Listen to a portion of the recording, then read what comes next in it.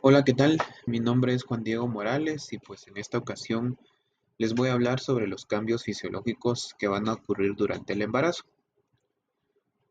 Para ello pues tenemos la siguiente agenda didáctica de los temas que se hablarán a lo largo de esta exposición. En cuanto a la introducción, pues hablaremos un poquito de la anatomía. Se dice que el aparato reproductivo, en este caso el útero, pesa aproximadamente de 70 gramos y es casi sólido. Y durante el embarazo el útero se transforma en un órgano muscular de paredes delgadas con capacidad suficiente para acomodar el feto, la placenta y el líquido amniótico. En cuanto a la forma y la posición uterina, durante las primeras semanas el útero mantiene su forma piriforme o pera, pero a medida que el embarazo avanza, el cuerpo y el fondo se vuelven globulares y casi esféricas a las 12 semanas de gestación. Posteriormente, el órgano crece más rápido en longitud que en ancho y se convierte en ovoide. En cuanto al cuello uterino, tan pronto como un mes después de la concepción, el cuello uterino comienza a ablandarse y a tener tonos azulados. Todo esto es como resultado del aumento de la vascularización y el edema de todo el cuello uterino, de los cambios en la red de colágeno y de la hipertrofia e hiperplasia de las glándulas cervicales. A nivel de la vagina y el periné, durante el embarazo se desarrolla una mayor vascularización e hiperemia en la piel y los músculos del periné y la vulva y del tejido conectivo abundante subyacente se ablanda. Esta vascularización incrementada afecta de manera prominente a la vagina y el cuello uterino y da como resultado el color violeta que es característico del signo de Chadwick. Entonces, pues los cambios que van a ocurrir durante el embarazo normal representan una gran cantidad, tanto de cambios físicos como psicológicos para la mujer. Todos estos cambios van a estar enfocados en ajustarse y adaptarse a las exigencias que el desarrollo de un nuevo ser humano en el interior del cuerpo de la madre representa. Dichos cambios ocurren de manera gradual pero continua a lo largo de todo el embarazo y desde luego están influenciados por múltiples factores como la edad de la mujer, los embarazos previos, su estado físico y nutricional. Entonces estos cambios los vamos a dividir en tres: aquellos que resultan evidentes para la madre, como por ejemplo el aumento de peso, el aumento de las glándulas mamarias, poliacuria, estreñimiento, pirosis y la hiperpigmentación de la piel. También están los cambios que solo son evidentes durante la exploración física que va a realizar el médico, como por ejemplo la disminución de la presión arterial, el aumento de la frecuencia cardíaca y la presencia de S3 en los ruidos cardíacos. Y pues también tenemos los cambios solo detectados mediante estudios paraclínicos, como por ejemplo cambios en los resultados de una hematología o en un examen de orina.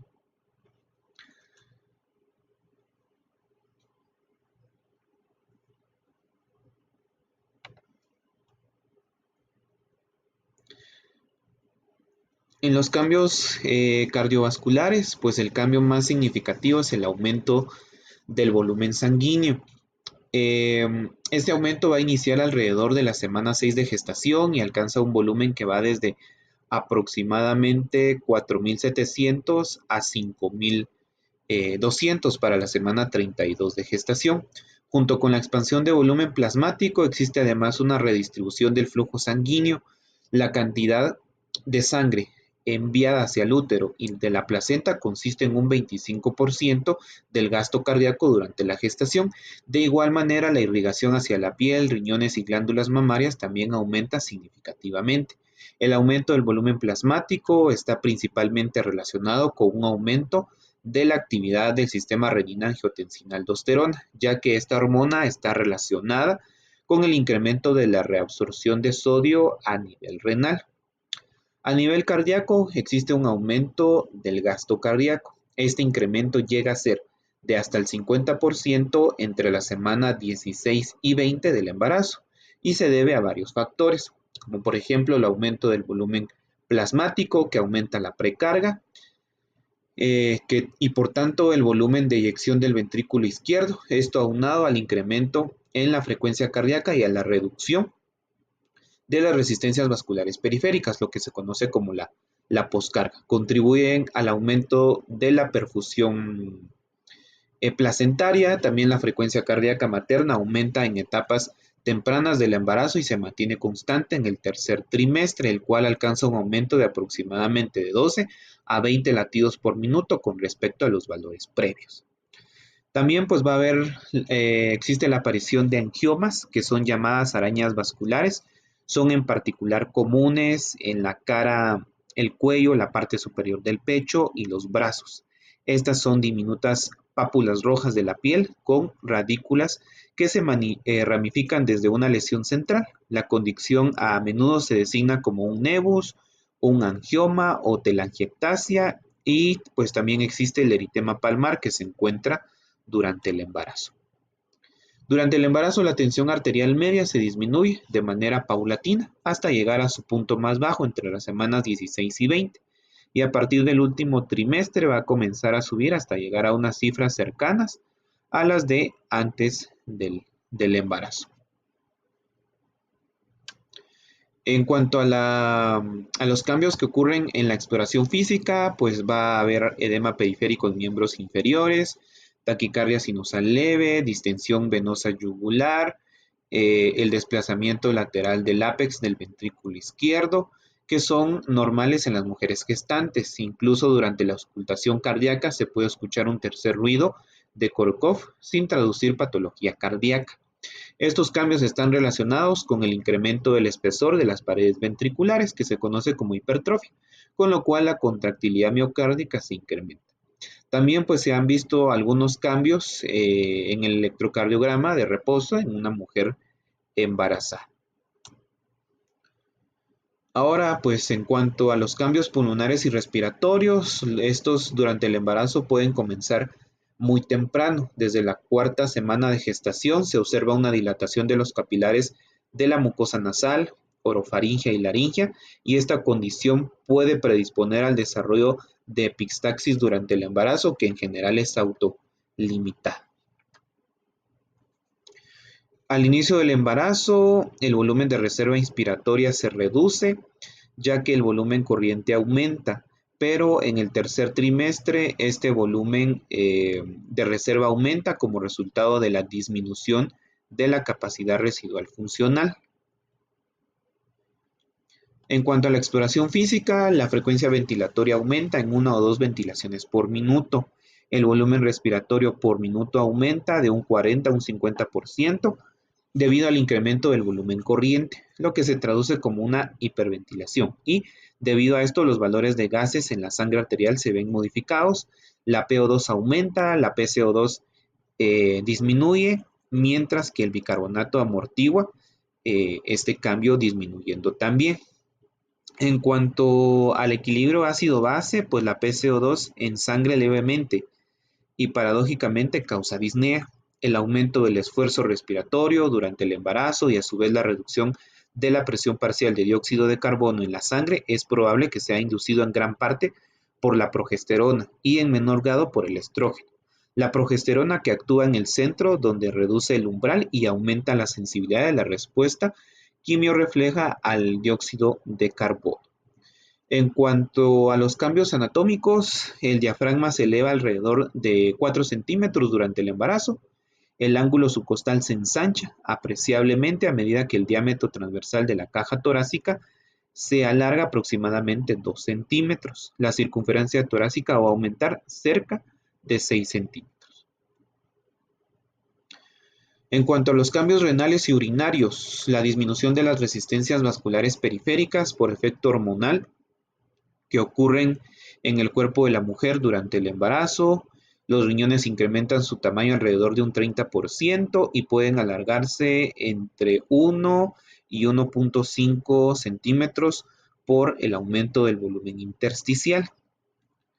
Como consecuencia de los cambios vasculares en el riñón, aumenta tanto el flujo plasmático renal como la tasa de filtrado glomerular, un 40 al 65% y un 50 al 85% respectivamente.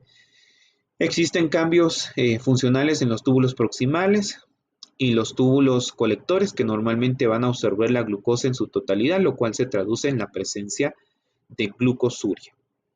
A nivel de los uréteres, pues después de que el útero se eleva completamente de la pelvis, descansa sobre los uréteres, esto los desplaza lateralmente, lo que llega a comprimir el borde pélvico.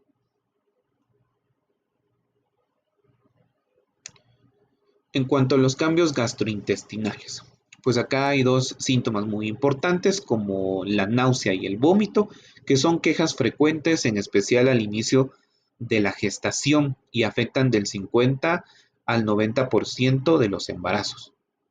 El estómago se desplaza hacia arriba, conduciendo a un eje anatómico alterado y al aumento de la presión intragástrica. El efecto hormonal de la relajación del músculo liso intestinal también predispone al desarrollo de estreñimiento y distensión abdominal, lo cual puede estar exacerbado por las conductas alimentarias y el sedentarismo. A nivel del hígado, pues se dice que no aumenta de tamaño durante el embarazo. Sin embargo, el flujo sanguíneo venoso portal y arterial hepático incrementa sustancialmente. Y pues en cuanto a la vesícula biliar, durante el embarazo normal, la contractilidad de la vesícula se reduce y conduce a un mayor volumen residual. La progesterona afecta potencialmente la contracción de la vesícula biliar al inhibir la estimulación del músculo liso mediada por la colecistoquinina, que es el principal regulador de la contracción de la vesícula biliar. En cuanto a los cambios hematológicos, pues el volumen de sangre, en cuanto al volumen de sangre, la conocida como hipervolemia asociada con un embarazo normal promedia entre el 40 al 45% por encima del volumen de sangre en las no gestantes después de las 32 a 34 semanas de gestación. La hipervolemia que ha sido inducida por el embarazo cumple varias funciones, exactamente tres, que son muy importantes. La primera, que cumple con las demandas metabólicas del útero agrandado y su sistema vascular altamente hipertrofiado. En segundo lugar, va a proporcionar abundantes nutrientes y elementos para apoyar el crecimiento rápido de la placenta y el feto. En tercer lugar, el volumen intravascular expandido protege a la madre y a su vez al feto contra los efectos nocivos del deterioro del retorno venoso en las posiciones supina y erecta. Y por último, protege a la madre contra los efectos adversos de la pérdida de sangre que están asociadas al parto. También pues van a haber cambios en la concentración de hemoglobina y el hematocrito. Se dice que alcanza un promedio de 12.5 gramos por decilitro y en aproximadamente el 5% de las mujeres está por debajo de 11 gramos por decilitro, que es lo que se conoce como anormal y se puede llegar a considerar anemia por deficiencia de hierro. Ahora, pues en cuanto a los cambios endocrinos, vamos a hablar sobre la glándula hipofisaria. Y se dice que durante el embarazo normal, la glándula hipofisaria aumenta cerca del 135%. Este incremento puede comprimir lo suficiente al quiasma óptico para reducir los campos visuales. En cuanto a la hormona del crecimiento, durante el primer trimestre, la hormona del crecimiento se secreta predominantemente desde la glándula hipofisaria materna y las concentraciones en suero y en líquido amniótico se encuentran dentro del rango no grávido de 0.5 a 7.5 nanogramos por ml. En cuanto a la prolactina, pues esta actúa para iniciar la síntesis de ADN y la mitosis de las células epiteliales glandulares y las células alveolares, presecretoras de la mama. La prolactina también incrementa la cantidad de receptores de estrógeno y prolactina en estas células. Finalmente, la prolactina promueve la síntesis de ARN de las células alveolares mamarias, la galactopoiesis y la producción de caseína, lactoalbúmina, lactosa y lípidos. La oxitocina y la hormona antidiurética, los niveles de hormona antidiurética, que es también llamada vasopresina, no cambia durante el embarazo. También ocurren cambios a nivel de la tiroides, que es también conocida como hormona liberadora de tirotropina, que es secretada por el hipotálamo y estimula las células tirótropas de la hipófisis anterior para liberar la hormona estimulante de la tiroides, que es también llamada tirotropina. El feto depende de la T4 materna que atraviesa la placenta en pequeñas cantidades para mantener la función tiroidea fetal normal. El cortisol, pues otra hormona muy importante. La concentración sérica de cortisol circulante aumenta, pero gran parte de ella está unida a la transcortina, que es la globulina fijadora de cortisol. La tasa de secreción suprarrenal de este glucocorticoide principal no es elevada y la probabilidad es más baja que en el estado no gestacional. La aldosterona.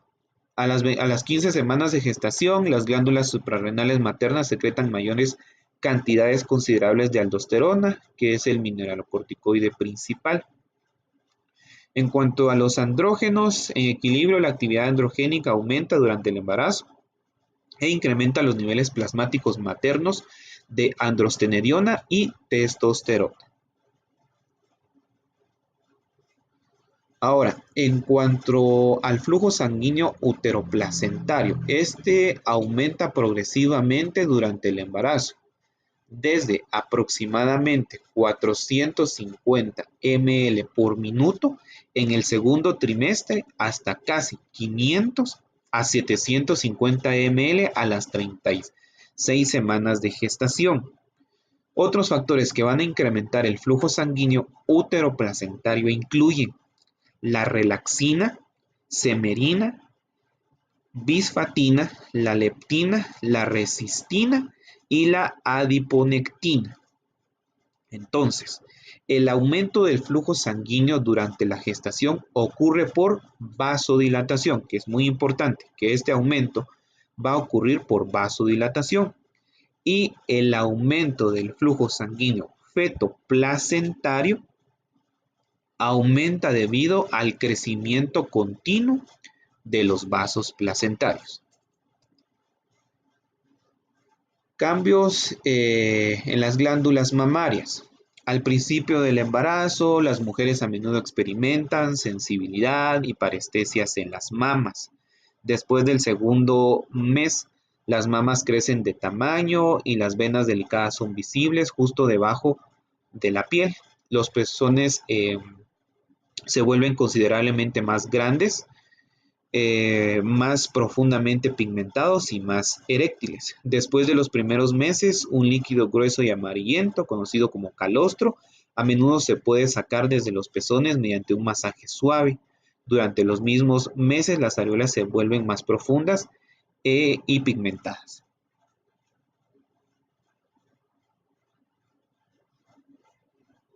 Durante los primeros meses, las areolas se vuelven más profundas y pigmentadas, dispersas a través de cada areola. Hay varias elevaciones pequeñas. Las glándulas de Montgomery, que son glándulas sebáceas hipertróficas, adquieren un tamaño considerable. Si las mamas adquieren un tamaño extenso, pueden desarrollarse estrías en la piel que son similares a las observadas en el abdomen. Algo muy importante que puede llegar a pasar es la gigantomastía, que es cuando las mamas pues crecen en un volumen no normal, que se podría llegar a decir. Y pues por último, las conclusiones de este tema, pues se dice que la fisiología materna experimenta muchos y diversos cambios fisiológicos durante el embarazo normal. Estos cambios comienzan desde etapas muy tempranas del embarazo, evolucionan de manera gradual y continúan durante todo el embarazo. Muchos de estos cambios suponen un verdadero estado de estrés fisiológico para el organismo de la embarazada. Por esta razón resulta crucial que la mujer esté preparada y en un estado de salud óptimo para poder enfrentar adecuadamente todos estos cambios y por lo tanto el embarazo no resulte en estados patológicos. Y pues asimismo el médico también pues es responsable del control prenatal del embarazo normal, que suele ser el médico general, familiar o un médico o un ginecólogo que ya es un poquito más especializado para brindarle la atención adecuada a la mamá o a la madre y poderle darle ese plan educacional que se necesita para llevar un embarazo normal. Muchísimas gracias. Eso ha sido todo de los cambios fisiológicos que van a ocurrir durante el embarazo.